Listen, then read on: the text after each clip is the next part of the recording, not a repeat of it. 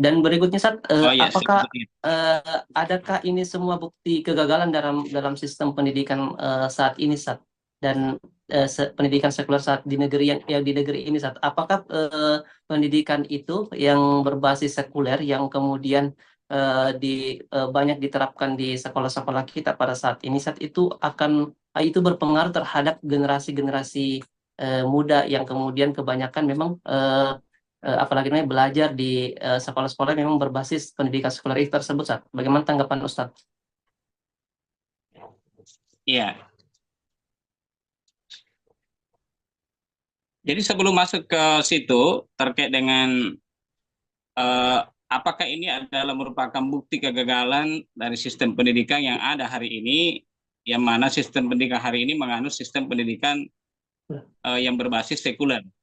Ya, Eh, kita katakan bahwa ini jelas ya ada hubungannya dan bisa kita katakan bahwa penyebab utamanya justru adalah kesalahan kita di dalam menjadikan asas sekularisme itu sebagai asas pendidikan yang dianut di negeri ini.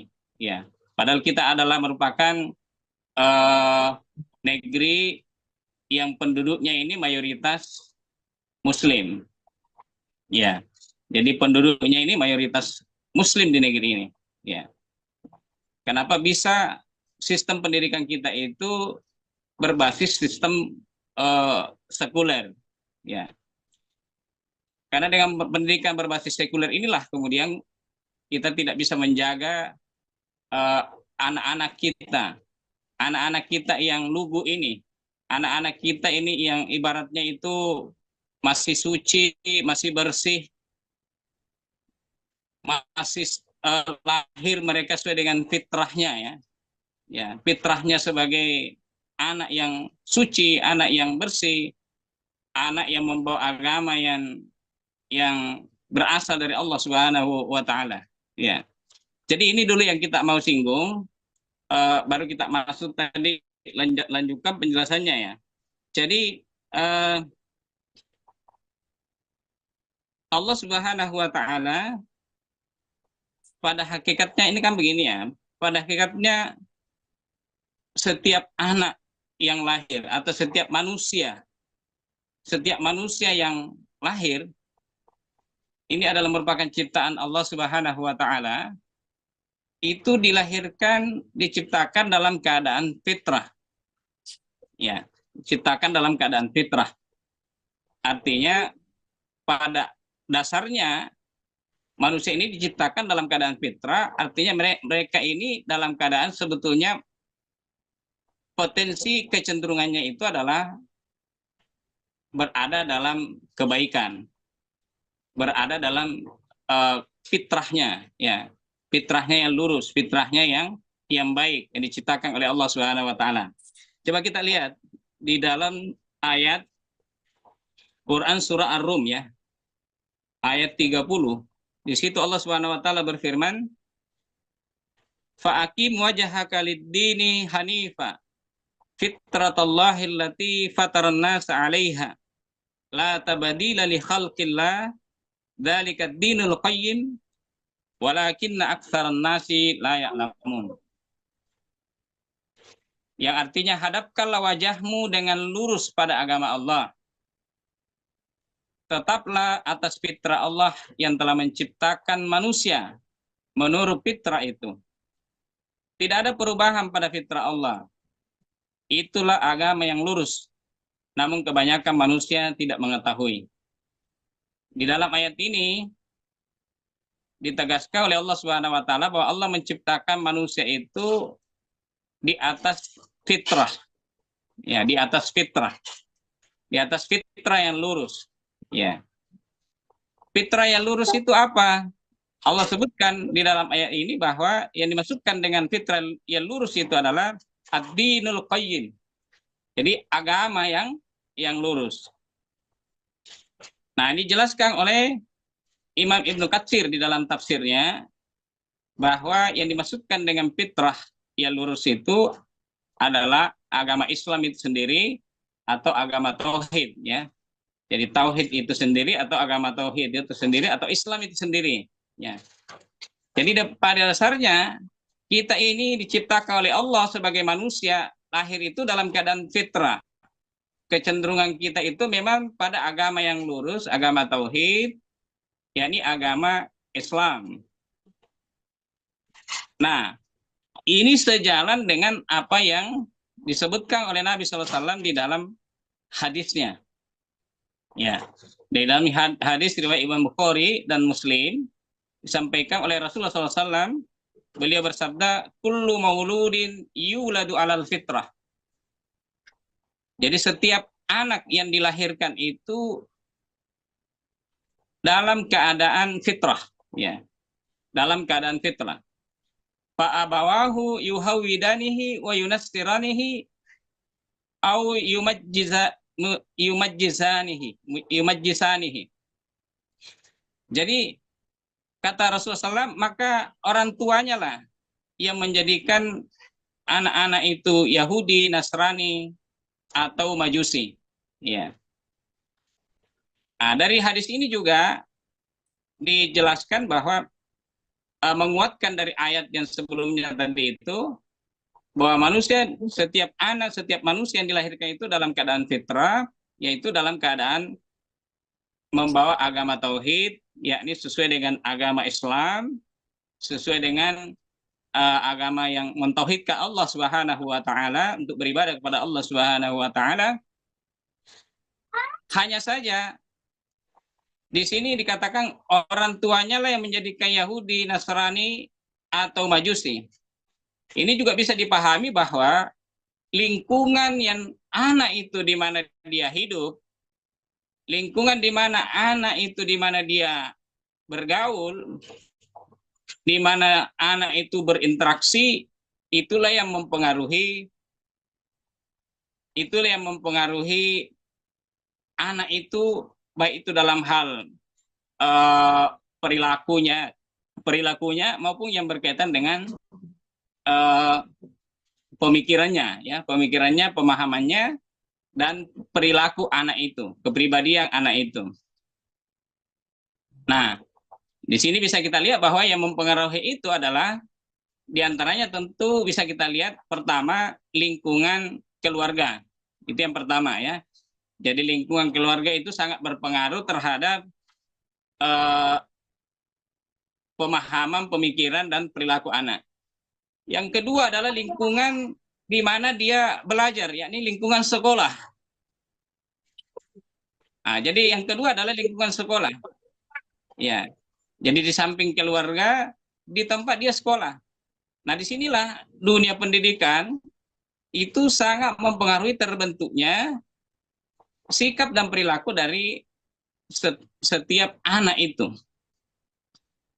Dan yang ketiga, lingkungan yang mempengaruhi anak-anak kita ini adalah lingkungan sosial masyarakat. Ya, jadi di luar keluarga, di luar sekolah, dan di situ di dalam tempat dia bergaul, tempat dia bermain, dalam lingkungan masyarakat, ya, masyarakat kita. Ya, lingkungan masyarakat inilah yang juga tidak kalah pentingnya dan tak kalah luar biasanya dalam mempengaruhi kondisi, sikap, dan perilaku anak itu. Nah, kita kembali tadi. Berarti kalau begitu kan ada 3 lingkungan yang mempengaruhi anak itu dari segi fitrah yang mereka bawa. Ya, dari segi fitrah yang mereka bawa, yakni fitrah berdasarkan tauhid atau berdasarkan Islam. Jadi lingkungan keluarga, lingkungan sekolah, dan lingkungan masyarakat.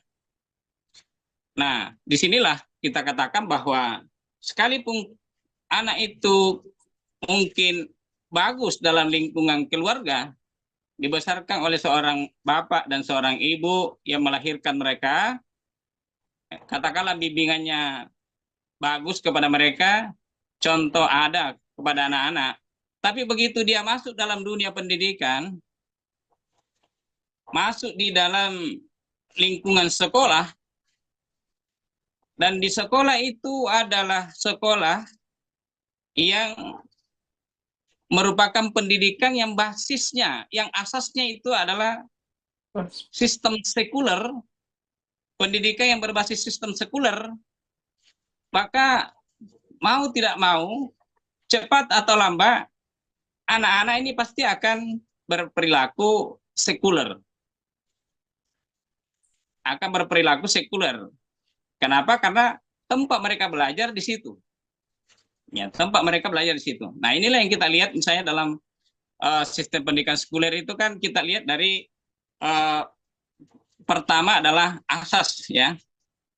Jadi asas dari pendidikan itu sendiri. Jadi asas pendidikan sekuler itu adalah dia memisahkan agama dengan kehidupan. Jadi dia memisahkan agama dengan kehidupan. Ya. Makanya kalau kita lihat dalam sistem pendidikan kita yang ada, pelajaran agama itu sangat sedikit porsinya yang diberikan, ya. Jadi sangat sedikit porsinya yang diberikan, ya. Ya kalau tidak salah nanti kita cek itu hanya sekitar 2 jam pelajaran agama. Ya, 2 jam pelajaran agama dalam 1 minggu. Bayangkan kalau anak-anak itu di sekolah hanya mendapatkan 2 jam pelajaran agama dalam 1 minggu. Kira-kira bagaimana kita membentuk karakter anak yang kita harapkan bisa baik akhlaknya, baik perilakunya, beriman dan bertakwa kalau hanya diberikan pelajaran 2 jam pelajaran agama dalam 1 minggu. Itu pun 2 jam itu dibatasi mungkin hanya pelajaran yang sifatnya sangat sangat terbatas. Ya, sifatnya sangat terbatas. Mungkin hanya persoalan-persoalan yang berkaitan dengan tohara, bahkan mungkin sholat, itu mungkin belum tentu sempurna. Nah, ini satu contoh. Yang kedua, kalau dari segi asas seperti itu, memang menganut sistem sekuler, maka tentu output atau hasil dari anak-anak yang dihasilkan dari sistem pendidikan sekuler itu adalah pasti sikap dan perilakunya juga sekuler, artinya jauh dari nilai-nilai agama. Maka bagaimana anak-anak itu akan bergaul dengan teman-temannya kalau tidak ditanamkan nilai-nilai agama dalam pergaulan. Jadi sistem pergaulan Islam misalnya antara laki-laki dan perempuan. Bagaimana anak-anak itu misalnya mereka berpakaian dengan pakaian yang syar'i sebagaimana layaknya sebagai seorang muslim atau sebagai seorang muslimah. Nah, itu kalau misalnya tidak sampai sejauh itu dan sedetail itu pembelajaran di sekolah, maka pasti anak-anak itu tidak peduli dengan pakaian mereka, tidak peduli dengan pergaulan mereka di tengah masyarakat. Gitu. Tidak bisa membedakan antara pergaulan antara laki-laki dan perempuan, maka tidak bisa dibayangkan kalau itu terjadi hari ini, ya, dengan adanya kemudian pergaulan bebas, seks bebas, narkoba, kriminalitas, kejahatan, bullying, ya, itu bisa kita katakan bahwa wajar itu bisa terjadi. Ya. Jadi itu barangkali ya. Jadi pasti akan menghasilkan output anak-anak pendidikan kita, anak-anak kita, pelajar kita itu tidak jauh-jauh bahwa mereka akan menjadi orang-orang yang juga sekuler, baik secara pemikiran maupun secara perilaku. Ya, itu kalau dilahirkan dari sistem pendidikan yang berbasis sekuler. Ya, saya kira itu, Ustaz. Ustaz, syukron Ustaz, jazakallah khair Ustaz atas penjelasan yang apalagi namanya sangat jelas bahwasanya memang itu merupakan bukti dari kegagalan sistem sekuler yang diterapkan di pendidikan atau sekolah-sekolah di negeri kita.